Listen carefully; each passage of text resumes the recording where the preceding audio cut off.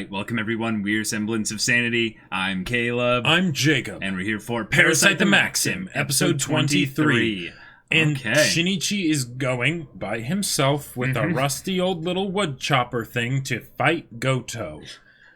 This is going to not go well. Yeah. Now, Miggy showed up a little bit on his elbow. Right. But couldn't speak or couldn't do anything much other than show that little eyeball there. So the parts of him that are distributed throughout Shinichi are still there. Yep. And there was the whole thing of, in his dream, the little Miggy bit thing saying that your friend isn't dead, which is concerning. So if it is something where Miggy has fused with Goto, that would be a potential way that Goto could be defeated. Miggy gets in from the inside and, takes him down. Possibly. But barring something like that, Shinichi's screwed. Shinichi's screwed, and he's still going. Yeah. Thankfully, though, Goto shouldn't be able to sense him. I think. Yeah. Yeah, he shouldn't be able to sense him, so that's good at least. And he does have a superhuman body, so that's helpful. Yeah, but Goto is a bit more than that. Yeah. So just a little bit. Just a little bit. So we've got a 1v1 in the forest. This feels this doesn't feel good. This doesn't feel good, y'all. 1v5 in the forest, more like. Yeah, there you go. Yeah, more accurately. So yeah, penultimate episode of Parasyte the Maxim. Without further ado, y'all, let's get into it. All right, everyone, be sure to check out the reaction portion of the video in the description below, and then come back here to YouTube for the discussion.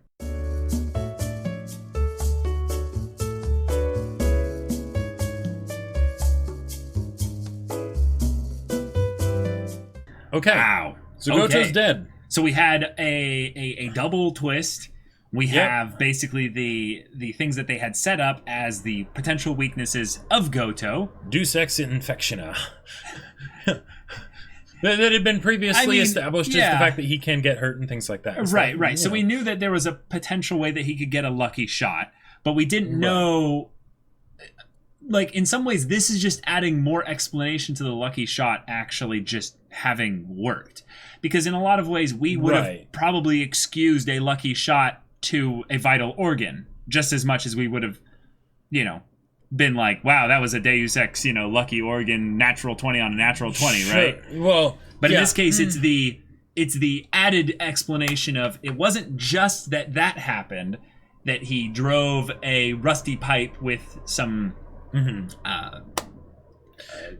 really nasty chemicals into his body, which was one of the things that they had established, that if there was a contagion in the body of a parasite, they would panic and disassociate. Yeah, we saw that with the Shidio in So we are aware that is a thing that was established prior, and I think even then. That was, what was it? Hairspray, or was it? No. It was something.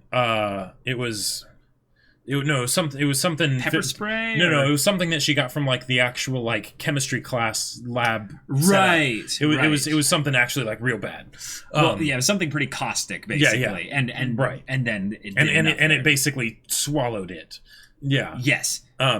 Now, in this case, this is something that's. That might have pierced a vital organ or what have you, but it still wouldn't have been enough to kill him if Miggy didn't also have the metaphysical natural 20 on the blocking with the elbow, then absorbing. Yeah, using Miggy that back. Connection to reestablish contact, and then Miggy rips him up from the inside. Probably because Miggy's connection to Goto's organism was. Disconnected because of the metal pipe thing there. And it's really on the nose. It's really on the nose, this episode, about the environment being a huge portion of the reason why this story's created. As far as a message goes, sure, okay, and in many ways that's the only way to defeat someone like Goto, because if you think about it, one of the issues that can come up whenever you're dealing with something like this is that because the cells are all kind of sentient, but then they make this sort of hive mind when they're together, Right. You would think that you would kind of need to just absolutely and completely destroy all of the cells, or at least enough of them to the point where they couldn't have sentient thought in order to actually defeat the organism, assuming you can't defeat the host body. Yeah. And in the case of Goto, there was still a host body. There was still a host body, but there was so little of it, and it was so protected that it's like, okay, we can't really get at that, right? Yeah. So maybe there's a little part that harms it a little bit, but okay, it still should be fine because it's still a small wound, and the parasites can deal with that. But when something gets on the inside, like the infection, like Miggy, etc., then that's a way to actually destabilize the organism as a whole. Right. Cool. Awesome. Cool. Yeah. Yeah. Because otherwise, like if he shouldn't win. Right. Like even if it had been something where, say, like Shinichi had succeeded and cut off Goto at the head. Yeah. Okay, so Goto isn't communicating with the other parasites, but that's not going to kill Goto unless he can't reconnect. And based on like when the one head was cut off before and then Goto like switched around or whatever and then it reattached as like a leg or something, that isn't something that's just going to kill them, right? So this was really the only way that they could have ended it, unless they went like Terminator 2 and flung him into a pit of molten metal. Like that's this was pretty much the only way they could do it. And it's very satisfying because Miggy's still alive, for one. Right. And the idea that this could have been something that theoretically Miggy was also planning, maybe. The idea that it was a possibility that Goto would basically say, hey, why waste a good parasite? Let's, like bring him into the fold with the rest of them because I'm able to manage these other 4 just fine. And then from there, something can be done. Right. For sure. Yeah. Yeah. But, yeah. Goto's dead. Goto is dead. This is a better War of the Worlds version type of ending, kind of thing. I think for the most part, this is something that was way more established as a way that they could end this. And while it does feel a little anticlimactic because it is the David and Goliath style, 1 in a million on a 1 in a million. Well, yeah, I mean, I'll go out there and say it feels incredibly anticlimactic. Yeah. But that's because they're deciding to do something different. So it's the cost benefit of the thing, the point that they're making, the final message spin, like philosophical kind of question that they're throwing in there. Is that worth the lack of a super epic, hype conclusive battle, with the bad guy? Because this has been a more philosophical show in general than an action show. And I honestly don't really get as hyped for the action as much if it doesn't have some emotional kind of character connection or just, more badass, awesome soundtrack stuff to go with it. Yeah. So this being a thing of where it's about the respect for an organism's will to live, but then the hypocrisy that Shinichi kind of realized in saying, I'm going to let the powers that be decide. Which is like, wait. But you're one of the powers the powers that be. Yeah. Do you realize, like, you're doing this by not doing anything is in some ways just as bad as not being willing to take responsibility? Sure. Like think about it this way, y'all. There's the whole nature is terrifying and scary thing, but we're a part of nature. Yes. Like let's actually like think about this a little bit here. Like we are definitely a part of the overall ecosystem. Right. There's a lot of ways that you can look at this where you can spin it to where we are an aberration upon the ecosystem. Yeah, absolutely. Sure. We do a lot of things that definitely damage the ecosystem. Right. We have enough of a foothold on basically like we have for the most part brought nature to heal. Right. And that's not going to change. Yeah. Which we do have, hurricanes and tornadoes and earthquakes and kind of things that we can't control or what have you. But the lions, tigers, and bears, oh my, there's nothing they can do. There's not much they can do. Yeah. So in the standpoint that we are, doing damage to the ecosystem, there is still a part we have to play in our connectedness to the ecosystem and take responsibility for it. As, I would say, the primary wielders of the powers within the ecosystem.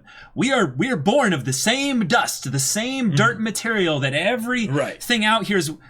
We are we are special in that we are capable of being in this of having these conversations, of having this creative thought, of having these special conversations and what have you. Yeah. But we are connected. So taking responsibility, I think, is the best kind of thing that we can do here, even when our actions do have sometimes a negative consequence on the ecosystem. It's that basic bit of being like, yeah, you have to bear the weight of this. Right. Actions have consequences. And causality. And I'm Don't try really and glad... disconnect yourself from causality. Exactly. Yes. And I'm very glad. That's the wrong way to look at this. I would have been like, it wouldn't have ruined my opinion of the show as a whole by any stretch of the imagination. But I would have been very disappointed if Shinichi had just left and basically been like, it's not my problem, kind of a thing. Yeah. Because the thing is that while the parasites are now a part of nature. Yes. Yeah. It's something where you can't just say, I choose to not decide. Like you can choose to do that. That is very much your prerogative, right? You absolutely can. But you need to realize what it is that you're deciding to have happen, right? Yep. And so the way they had him struggle with that and then come back and basically because doing that, like just walking away, is the easy decision. Yeah, right? In some ways, it's the selfish decision. Right, because it's I don't want to make this kind of tough decision, so I'm just going to... I don't want to feel the discomfort from having to weigh and measure a life's value against the rest of the ecosystem. Because who would ever want to be in that situation? No one wants to do that. No one does, right? No one does. Yeah. It's kind of the thing of where I definitely appreciate in a lot of ways how we are getting more out of the discussion of thinking about humanity and our role within the ecosystem in present day. It is a very important discussion to have. It's in the same vein as us thinking about being an interplanetary species, I would say. We have to think about the future. We have to be practical. We have to make these decisions, and also we have to take responsibility for our actions. Yeah. I would say on an individual level, this is where people like Shinichi can end up doing really great and really terrible things, is they end up realizing and being aware of how connected they are to certain things. Once you are, aware, the responsibility that you have goes up tremendously. Right. And responsibility doesn't necessarily mean you're beholden to make a particular decision, right? You still have free will. You can make the decision that you want, but you have to realize that the decision that you make will have consequences. Yep. And you have to be aware of those consequences and realize that the decision that you're making, even if it's a decision to not make a decision, has consequences. That is a decision with consequences. Yeah. So when people talk about how they're going to, like, in a lot of ways, what Miggy was talking about how they're doing things for Earth. Oh yeah, which is kind of a thing of saying like, hey, let's poke a little hole at the idea of trying to make this an emotional plight. Right. Which is something that I would say has merit. It definitely has merit, because in a lot of ways, we human beings are irrational. We don't make actions based on logic. In some ways, we process information sometimes based on logic. But a lot of the times, most of the time, when we make decisions, it is, like, for the most part, emotionally led. Right. We might actively suppress the emotional side of ourselves in a particular moment because... Especially when it comes to survival. Or in some other situation, oftentimes emotionally led, where we're trying to basically make a sacrifice in the short term in order for a better emotional payoff in the long term. Right? Yeah, working out. Yeah, exactly. That's a very simple, easy example of that. Yep. It feels painful. You don't like it. You're waking up early. Right. But you know that you'll feel good later, say after the workout. And know that it's just the right decision for your two years health. later, 10 years later, 20 years later, you'll be glad you did. Yeah. Right. In that respect, taking care of our environment, taking care of the Earth in that respect is thinking about the long-term future. Right. So in that respect, when we have this situation where we get the very on the nose, like, toxic waste dump being dumped here. Yeah. Because, this is a place with very few people, so it's out of sight, out of mind. People are just doing that like that. Okay, that's very pointed in on the nose. But then the thing that ends up killing the parasite is a parasitic aspect of humanity. The aspect where we don't take responsibility for our actions. Well, we dump it in a specific area out of mind and out of sight. And it's like, okay, yeah, it's a very easy parallel to make there. And the thing is that it's very easy to say that with any particular decision, that responsibility is not being taken for the thing that was decided against, right? Right. You know, because anytime you make a decision, you're deciding against something else. Otherwise, it wouldn't be a decision. Yep. So, you know, that's part of the whole idea of like growing up, right? Deciding who you're going to be and who you're not going to be, right? So in this situation, you can say that it's something that was the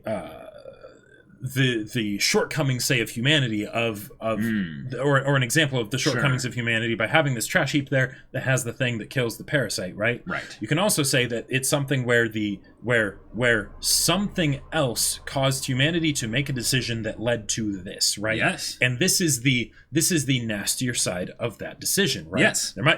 I'm sure there's some benefit that the people who benefit from being able to have their trash be here instead of somewhere else have from that whatever, right? And then that decision causes other things to happen. And the question is that when you get into that muddy area where a decision was made that has some consequence as a result of that decision, and now there is someone that is suffering for that decision. Okay, or this thing. Okay, yes. It would be great if Goto could just live a happy life. Yep. He's going to kill people as long as he's alive. What do we do about that? Yeah. And the thing is that it's I love how Miggy posited of, well, there should be no issue on this decision, right? Because no, that was Shinichi. Or that was Shinichi that said that. Yeah. Right. And then it's but it's not an easy. It's not an easy. It's decision, not an easy decision. Right? No. And Miggy has the thing of, well, personally, I don't really care about other people. So and he's one of my people. So I'm not going to do anything. Right. What are you going to do? Yeah. And then it's Shinichi's decision, and because he's a human, he's going to save the humans. Right. But initially he was going to leave him. Right. And then he thought about it. Right. Realized in a lot of ways. Yep. What this means in the long term. And I think this is something that's rather interesting. I think it was a combination of both logic and emotion that brought him back to that body. Yeah. Yep. Because when he looks at it, he's holding the cleaver in his hand, he starts crying. Yeah. And he apologizes. Yep. Over and over. Even to this monster that has already slaughtered countless people. Yeah, that is huge, not in the development of just looking how far Shinichi has come from the beginning, looking at where he was when he was cold and distant. Right. This is what the true kind of next evolution of humanity should be. Yeah. Is the ability to tap into logic, to tap into, rational thinking in a true sense, but then also being able to also hold that in tandem with the humanity side of things, where we feel things, we care about things, we are attached and connected. Yeah. In some ways, the logic of connection is very easy to rationalize. Like, it's very easy to kind of see it. Okay. Every action has an equal and opposite reaction. Sure. It's a law of physics, basically. Okay. You could bring that out into things, but what about the emotional connection? Okay. What about the side of things where, sympathy goes beyond sympathy and it becomes empathy? We get into something a little bit deeper. Why did Shinichi feel emotionally connected to Goto in this instance? Well, I think you could answer that question with 1,000 answers. Yes. And it would not be enough even after you had given 1,000 answers. You could keep going. Okay. Meaning that the simplicity of the connection of things via emotion, via the non-logical side of things, I'd say the more the ephemeral, the ethereal, the things that go even towards the soul and the spiritual or what have you. Okay. Those are the areas where you could go at that for a long period of time, and you wouldn't even necessarily be 100% right in any of those answers. Well, in many ways, anytime you try and discuss something, usually you're trying to basically bring some element of logical analysis to it, right? Some structure, which is something that fundamentally won't work completely in a perfect sense because you're translating it from one thing to the other, right? Yeah. Whereas you also might be able to say, oh no, I totally get it. right? And if that's coming from that place of emotional resonance, understanding, whatever that looks like, you're not accurate. You wouldn't be right then 100%, right? Is that what you're saying? Well, no, I'm saying you could be. Oh, you could be. You gotcha. could be. Gotcha. But you might not. But as far as like articulating that, as you know, as far as right. teasing it apart and things like that, right? You would never get the full picture. You would never be able to do that, right? Right. So it's I love how they did that point of conflict there, and I'm really glad that because one of the things that that bothers me is not when people talk about the environment, but when people talk about the environment as if humans are not also a part of nature. Right? Now we have a different responsibility than the rest of nature because we can think and do all these things. Right. We do not. Now, this is where some stupidity can come into play. Some absolute nonsense stupidity is when you look at a creature that came about because of nature. Not something that we've interfered with in any extreme way or what have you. And you take that and you go, what it's doing is against nature. What it's doing is basically like an example would be to look at a carnivore.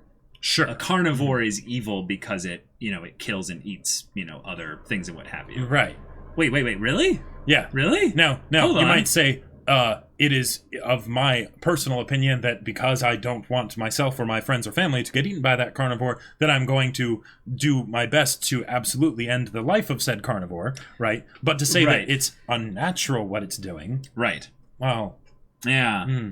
Yeah. Things get a little dicey and interesting when we start defining things from a moral standpoint, right? Because anything with regards to nature, because. Okay, then this is kind of like, it makes the argument kind of uninteresting. Yeah. But from a technical sense, anything that happens in this universe is nature.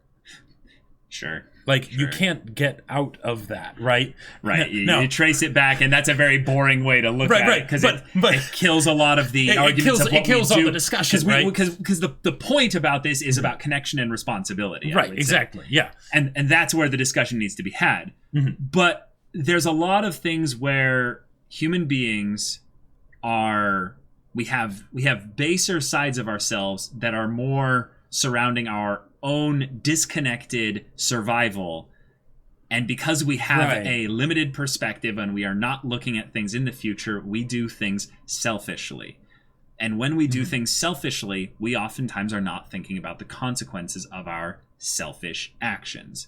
So moving away from those types of thinking, those ways of thinking, leads, I would say, generally speaking, to an overall a better experience for nature, probably. And one of the things that I loved from the previous episode is how because one of the things they brought up is like, well then, as your duty to humanity, you should let yourself die or whatever in some situation for the betterment of the species. And it's like, well, no, damn it, I'm not going to do that, right?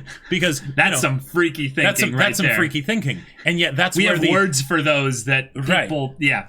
And yet that's where the do unselfish things can go. Yeah. And that's why I loved that the old lady was like, no, you be selfish. Yeah. What's wrong with running away? Yeah. That's why I said generally speaking for the selfish things. Yeah. Well, and that's why the whole argument of the nature side of things is so interesting to me. Yeah. Is because then it's the thing of, what are you going to do? Let's not get into what you should do or things like that, because that can get all kinds of, and who decides and whatnot. Yeah. But what are you going to do? And there's smarter people out there. Right, exactly. Yeah. But what are you going to do? Because there are consequences to what you decide, right. But you still get to decide. And be aware of the consequences, but decide. Yeah. Yeah. Don't be the kind of person that sits there and just goes, it's not my problem. It's not my problem. Although that is also a decision that it is a decision absolutely free to make. It is a decision, but be consciously aware that if you are deciding that, you are consciously deciding that. Right. There are too many. I keep making all these sweeping statements. Thank you for keeping me on track here. But I would say that we have a little bit of a problem as we become more connected in society. We realize where we're disconnected. And I would say this is brilliant in terms of society just allowing us to come to these conclusions, is as we get more and more connected through technology and through understanding and even just over the course of our lives, just even just over the course of your lives. Yeah. there are points where we'll realize, wait, that area is extremely disconnected from this area. This way of thinking is extremely disconnected from this way of thinking. Right. This group of people is very disconnected from this group of people. Why is that? Yeah. And we'll ask those questions. We'll move slowly and surely to more and more understanding of that kind of thing. There's a lot of talking regarding how it needs to be looked at as a doomsday kind of ELE kind of for scenario. the environment specifically. Yeah. And while there's a lot of stuff where it's like, okay, sure, maybe they're right. They're smarter than me, so maybe they're right. But in terms of actually taking responsibility, that happens with you. That happens with you individually. And what that looks like is making conscious choices. And if we're not willing to do just that, I don't think it really matters whether the ELE event happens in 550 or 500 or 500 billion years. Like, that's a problem that, like, we need to solve that. Like, and this is gonna sound weird. This is gonna sound weird, but or maybe that's still a part of nature. And that's the reason that nature always wins in the end, is because those things happen and things keep spinning. You go. There you go. Like there's a better way of saying what I was trying to say. There's the stopping the punches, and then there's the rolling with the punches. And not to say, and if it was easy to discuss these kinds of huge topics, I mean, we wouldn't have war and things like that. Like, I mean, oh man, yeah. In the end, it's a very, very interesting nature discussion because we talk a lot about in this show specifically about how humanity has all these, I would say, all these unique things about them, these unique traits, these specific things that it's like, oh wow, parasites just don't understand that. And the parasites, it doesn't really matter what they are, where they came from, or what have you. This is just a part of nature that drove us to basically answer these types of questions about where we stand with regards to nature. Sure. If a superior species came in and supplanted us in the food chain, what kind of a reaction would human beings, would the human species have as a response to that? And this is there would be many different responses. Oh, there would be so many different responses. But I love that this show decided to have the take on it be that humanity resisting, humanity doing its part to, in some ways, protect itself in the natural order of things, is the same kind of choice as basically saying, well, we'll just let the powers that be decide. It's just the difference is that he took responsibility for it. The emotional. Hold on a second. Did I say something? No. Go over that again. Because so help me unpack it here, because I'm unraveling my own thoughts. Even in this as well. No, I get it, and I feel like I'm sniffing the same trail that you're going on, right? Right. The idea is that the choice of whether or not to kill Goto. Let me get specific here. The choice of whether or not to kill Goto.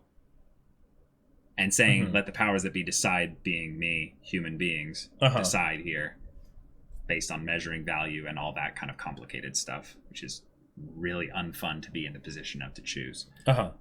Or letting nature have its way is ultimately the same choice, but the only difference is that in one choice, Shinichi took responsibility for it, and thus had to bear the burden himself, as opposed to letting the chips fall where they may. Well, and I feel like the responsibility question is almost separate from the what he had to deal with here, because there's the fact that he brought this monster here. And then there's the fact that people are going to die tomorrow if this creature survives. But those are both a responsibility thing. Then. But they're different kinds of responsibility. Really? I would say. Yeah, because in the one hand, it's Shinichi feeling that I did this versus I can do something. Well, I feel like it's if both. That makes sense? Okay, I feel like that's more of just a relative thing with regards to time. I think if you remove time from the picture, because think about it outside of time. Well, is that Shinichi's actions, regardless of where they fit in the timeline of things, I know you can only act in the present, and that is relevant. But the idea is that Shinichi is acting in the present constantly, no matter what.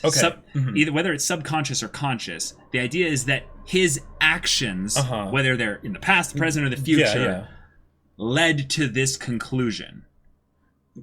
Sure. Well. Okay. Yeah. And his action of whether or not he kills Goto. Yes. Because I feel like the responsibility of he brought Goto here is why he went to face Goto. But as far as this decision at the end, that was less based on the fact that he brought Goto here versus there's people that are going to die. And from the outside of time perspective, whatever he decides to do, that is basically deciding the fate of the people that are going to be coming into the woods tomorrow. Yeah, right? To break it down to an even meta level, he's the main character. He's the only one really in this kind of thing here that's driving the plot other than Goto. And Goto's thing was something where he had already chosen. There was no way he could choose something different to reason with him. They had essentially said, if he comes back, he will kill tons of people. Yeah. So regardless of whether or not he went to face him even, Goto was going to kill more people. Right.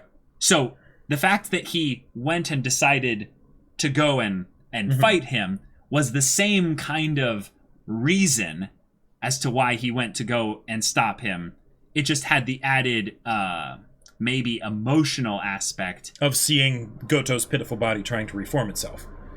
Well, that as well, but I was saying the emotional aspect of the guilt of him feeling like he brought this whole situation to begin with, and that's a whole time-related thing of the situation wouldn't have been a thing, but would he have gone and hunted down Goto forever because he was going to kill more people if he didn't, come and specifically. And if you want to see a show that's about that, you can watch Monster. But, yes. Monster is in some ways a more well thought out, more human, I would say, version in a lot of ways of this story of determining the nature of humanity. Yeah. Right. Because it's more from the standpoint of an individual rather than an epidemic kind of a thing. Right. But as far as an epidemic, another anime that goes into this kind of stuff really well is Hunter x Hunter. Yes. Chimera Ant arc. Yes. Now, very much so. Now, personally, I find it kind of interesting that the resolution for the unkillable killing machine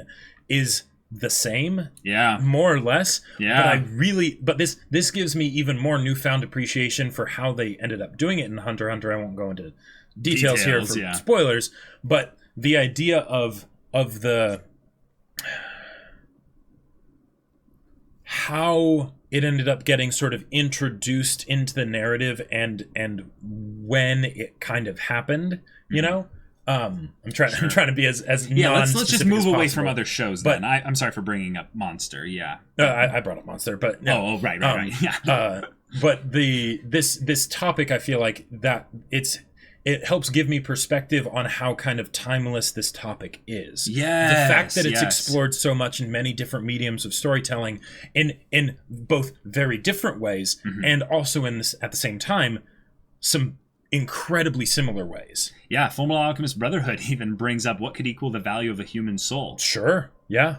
Like, is there any different individual value in one soul over the other? Right. Like, is there any specific, reasons as to why you can weigh one soul against 100 and make it, morally right to decide one over the other? Yeah. No, it's messy. It's extremely messy. And I like that the show basically made this second to last episode a philosophical one more than an action one. Even though it totally was how am I going to tactically insert myself into this combat scenario so that I can deal the final blow to this thing? Shinichi being the aggressor in this instance, I think, is also a subtle little thing that we don't really give enough appreciation in the discussion we've done thus far. Like, we haven't given enough appreciation. Oh, the fact that Shinichi went after him, despite the fact that it was like the fact that he won. Like it's almost one of those things of he won because they want to make the show is creating this narrative poignant ending, not because Shinichi had the odds in his favor. No, but the idea that he went and took basically the blunt, useless human instrument and was just like, I've got to do this. And the fact that he went to do it without necessarily thinking about the consequences. You think about that. Oh yeah. The minor parallel there about like, all right, well, you know, in many no ways, one cares about me. Because Murano doesn't exist. There's like, he basically says, I should have died many times before this. He is devaluing himself. Oh yeah, he's not in a good place. Well, in order to actually go and do this, like he talks about how he wasn't doing this as a champion of humanity. Like, you find that rather interesting. He's not thinking about this from some grand sense of responsibility. He's thinking about this in like basic terms of he's going to kill more people. And he's 1 or 5 or what have you. So I am going to basically do math here and say that, 5 is less than, you potentially, an infinite number. You could say that when it comes right down to it, Shinichi, and in many ways, in many cases, or from many perspectives, all of humanity, all that we do is done from the standpoint of trying to make ourselves feel better. Yeah. Right? And in this situation, he feels guilty, he feels all these things, and he's worried about the people that are going to die the next day. Yeah. So he goes to do this thing even though he's going to die. But even then, when he's talking about it, he's talking about how he doesn't feel anything. He doesn't feel anything, right? Yeah. The fear and apprehension that he would have expected, it's all numb, right?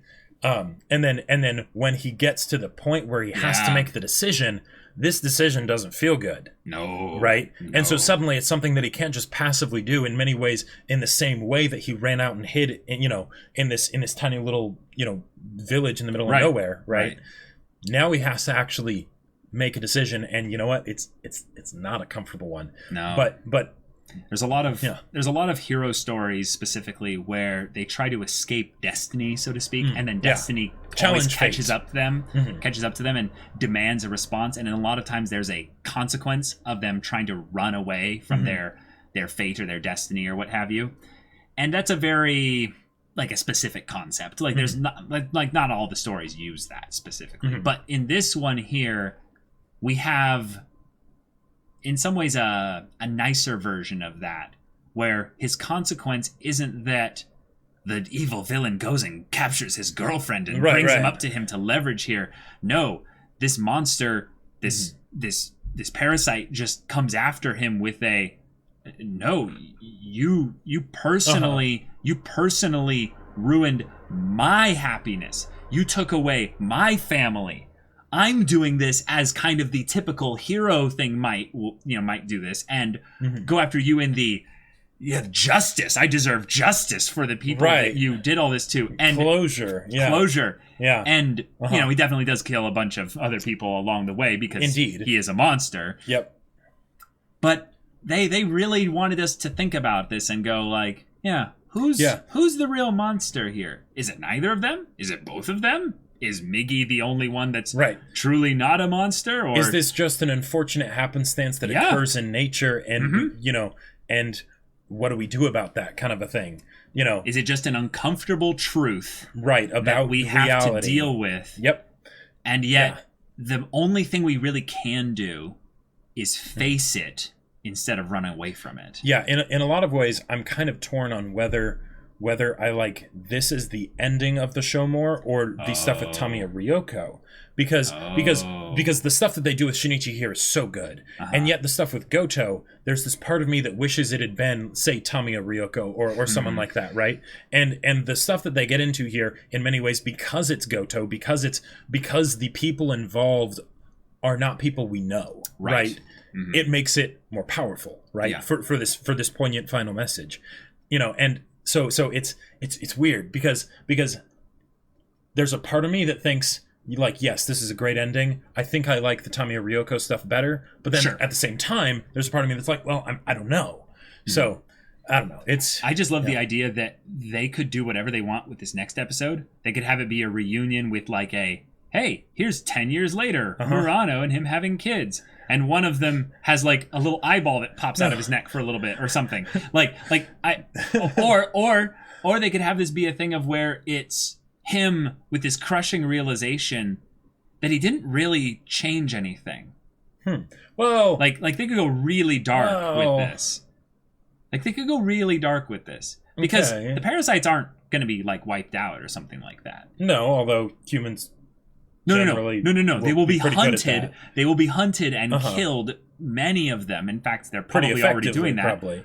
Yeah. But there will be people like Shinichi out there, just by the law of large numbers, right? That they maybe have to live with that kind of level of awareness and bear the burden of knowing too much, or just kind of being both the parasite and the not kind of parasite, but also a parasite, or feeling like a parasite, even though, just their perspectives being a little bit, I would say, lifted in some way that they might have to live with. And there's a lot of positive, happy endings they can bring with this. And I'm like maybe it'll go to 10 years later, and then he'll be like, oh, that's right, Murano, and then he'll give her a call or something. No. Oh my God. I give her too much crap, but y'all, that's the end of this episode. Next week, final episode of Parasyte, which means if you want to get involved, not in just watching the next episode's reaction and full-length reactions, but also in deciding what show happens next on this, go check out the link in the description below for our Patreon. You can get on early access there. Like we said, watch the next episode's reaction right now. Full-length reaction with timers and stuff like that. Any levels of access gets you access to our Discord, where you can chat with us in the community there, but also getting involved with the poll that will be, I believe, happening at around the time this episode goes up. And there are early access, at least. Oh wait, actually, something like that. It's actually a good point. I don't know. I probably spoke too soon. Maybe you're right. But there are actually a lot of polls going up right around now. So yes, this is basically just a reminder that we do decide our shows via Patreon polls that anyone that supports us on Patreon can check out. Sorry, this episode kind of hurt my brain, and now I'm just kind of bleeding from every orifice. No, that's a different show. Yeah, exactly. But gotta let you also know about this awesome book that Jacob wrote. Oh, yes, that's right. Boom. Segue. Sci-fi novel. Moral questions and whatnot. Yes. It's called Battle Lines. It's available on Amazon in both ebook and hardcover. So if you don't want to hurt the environment, use less paper, get that ebook. Links in the description. But go check it out. Yeah, so if any of that interests you, we'll see you there. But until then, we're Semblance of Sanity. I'm Caleb. I'm Jacob. And we'll see you all next time. I'm so dumb.